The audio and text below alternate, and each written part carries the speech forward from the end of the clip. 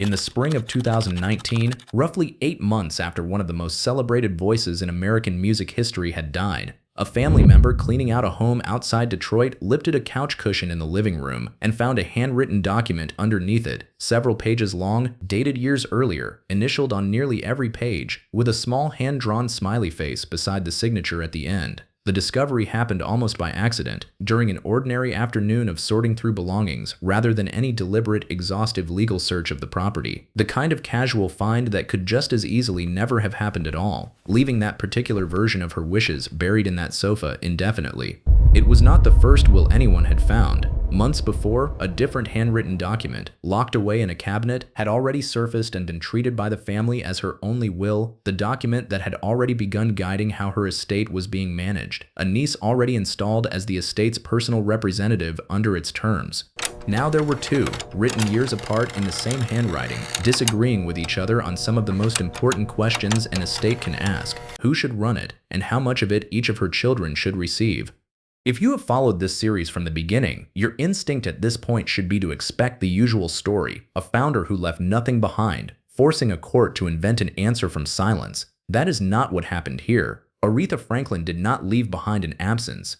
She left behind an abundance, one handwritten document after another, spread across nearly a decade, and it turned out that having too many versions of the truth, written in your own hand, can tie up a fortune in court just as thoroughly as having none at all. To understand how that happened, you have to start with the woman who wrote them, because nobody handed Aretha Franklin her independence either. She grew up the daughter of a prominent minister, singing in church from early childhood, her earliest performances taking place within a congregation that itself became a launching point for her national reputation. By her teenage years, she was already recording professionally, first in gospel music and then, through the 1960s, in the secular recordings that would make her one of the defining voices in the history of American popular music. Her early years at a major label produced steady but unremarkable commercial results, and it was only after she moved to a different label in the mid-1960s, one willing to let her record in a style closer to her own gospel and rhythm and blues roots, that her career fully ignited, a string of recordings across the back half of that decade, turning her almost overnight into one of the most recognizable voices in the country. Her rise coincided with the civil rights era, and she became not just a commercial powerhouse but a cultural one, her recordings turning into anthems for a movement she was an active, outspoken part of, rather than any distant observer, her contributions to that cause extending well beyond the recording studio, into direct personal involvement with its leading figures and causes throughout that turbulent decade and the ones that followed. Commercially, she built a career that spanned 6 full decades without ever fully losing its footing. An unusual feat in an industry that routinely discards its biggest stars within a single 10-year cycle. She moved between record labels when it served her, negotiated her own contracts with a famously sharp, unsentimental eye for her own financial interest, and became known throughout the industry as someone who insisted on being paid in full, often in cash, before certain performances, a habit that started as simple caution earned through hard experience, reportedly after being shorted or stiffed by promoters earlier in her career, and became something closer to personal legend by the later decades of her career. Concert promoters and venue managers, well aware that a performance would not go forward without payment already settled and confirmed. She was, by every account of those who worked closely with her, a formidably private and fiercely self-directed businesswoman, someone who trusted her own judgment about her own money more than she trusted almost anyone else's, reviewing contracts personally, questioning terms other performers of her stature would have simply left to a manager or an attorney to handle without a second thought. That instinct for personal control extended, it turns out, directly into how she thought about her own estate. Rather than working with an attorney to draft a single formal will, the way this series has shown so many other founders eventually do, whether wisely or too late, Aretha Franklin appears to have handled the question the same way she handled so much else in her career, personally, privately, and largely on her own terms. Over the final years of her life, she wrote out her wishes by hand, more than once, apparently without ever finalizing the process through a lawyer's office or a formal signing witnessed and notarized the way estate planning professionals routinely recommend for exactly this reason. The first of these documents to surface after her death in August of 2018 was found locked in a cabinet in her home, dated 2010. Several pages of handwriting that named an executor and laid out a general framework for dividing her assets. For a period of time, this was treated as the operative document, the family's understanding of how the estate would proceed. a niece stepping in as the estate's personal representative under its terms. Under Michigan law, a fact worth pausing on, a handwritten document like this one, provided it is signed and its material provisions are written in the testator's own hand, can potentially qualify as a valid will even without the witnesses a typed, attorney-drafted will would ordinarily require. That single fact is the hinge this entire episode turns on. It meant that a document that looked, to an outside observer, more like a personal journal entry than a legal instrument could nonetheless carry the full legal weight of a will, provided it met that state's specific, narrow requirements. Then came the discovery under the couch cushion. This second document, dated 2014, 4 years after the first, was also entirely handwritten, but its contents told a meaningfully different story. It named a different executor, one of her own sons, rather than the niece the earlier document had designated. It described a different, more favorable arrangement for 2 of her sons, including a requirement that they complete some form of business education before receiving their full inheritance, an oddly specific, personal condition that read less like formal legal drafting and more like a mother's direct instruction to her own children. The kind of practical, protective demand a parent might voice at a kitchen table rather than draft into a legal instrument. Some portions of the document were difficult to read, with words crossed out and rewritten, arrows redirecting certain clauses from one part of the page to another. The physical document itself bearing the visible, disorganized marks of something drafted informally, perhaps across more than one sitting, tucked away for safekeeping, in a place that made sense to her in the moment, and then, apparently, forgotten entirely. Whether by accident or by some later change of heart, nobody left behind could ever fully reconstruct. 2 competing documents, both handwritten, both potentially valid under the same narrow legal standard, disagreeing on exactly the 2 questions that mattered most: who was in charge and who received what.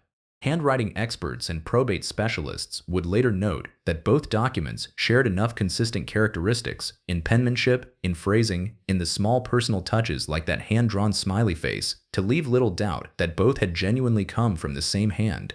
The dispute was never really about authenticity. It was about priority, sequence, and legal sufficiency, 3 considerably more technical and considerably harder questions to resolve than a simple question of forgery would have been. And unlike nearly every other dispute this series has examined, this one did not split neatly along an entire family united against an entire estate, or an entire family united against a single outside claimant.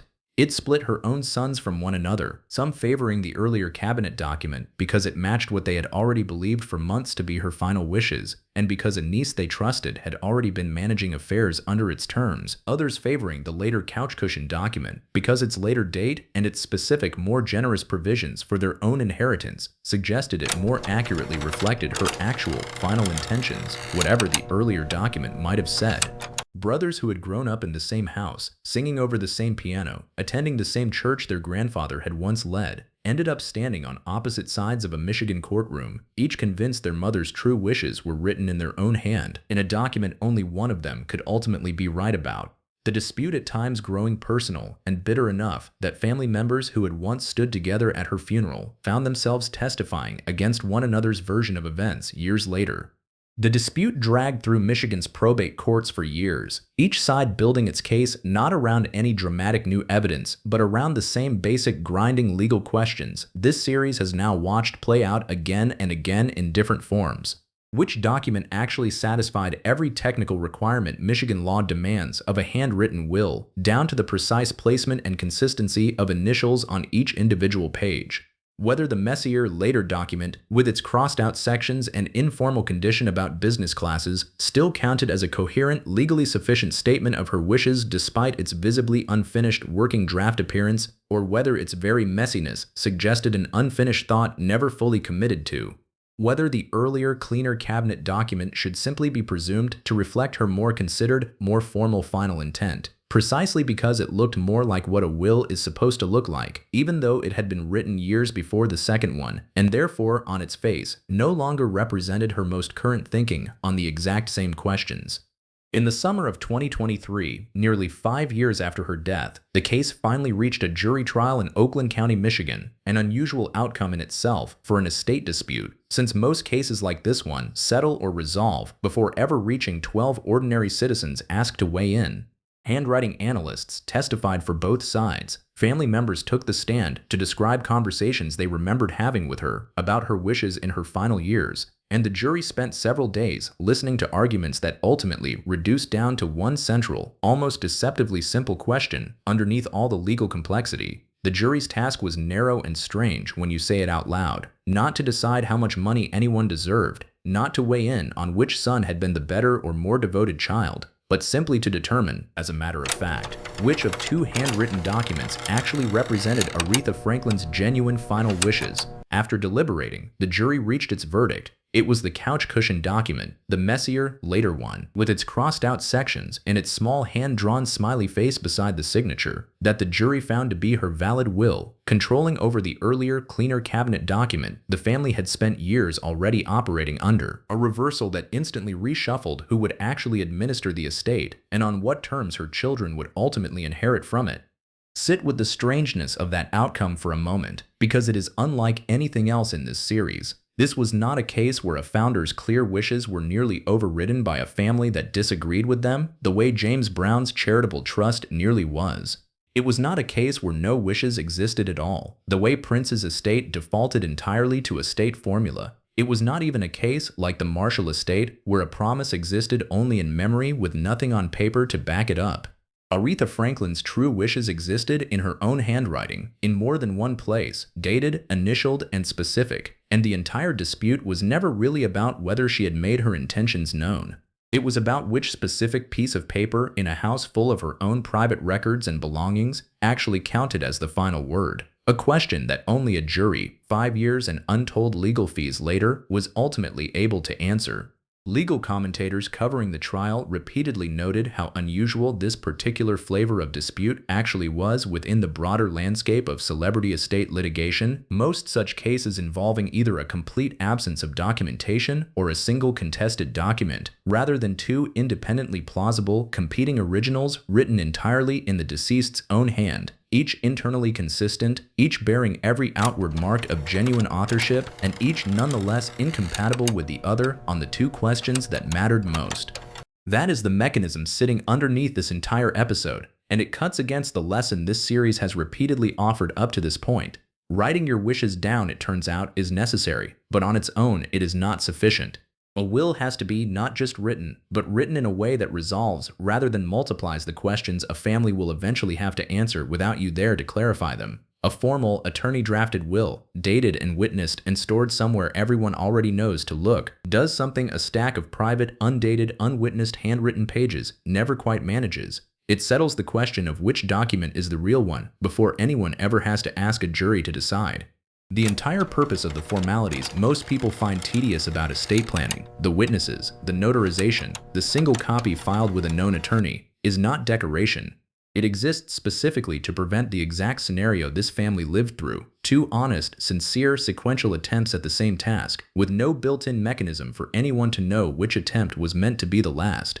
Compare this once more to the pattern this series has traced across more than a dozen fortunes now: the families that built something durable, whether a formal trust like the DuPonts, or a professionally managed business like the Rescue at Graceland, or even a single, clearly executed will like James Brown's, all shared one thing this story is missing entirely: a single, unambiguous, professionally finalized document that left no real question about which version of a person's wishes was the one that counted. Aretha Franklin wrote her wishes down with real, sustained effort, more than once, more thoughtfully in places than many of the founders this series has examined, including specific, personal instructions about her own children's futures that a purely formal, attorney-drafted document might never have captured with the same warmth or specificity.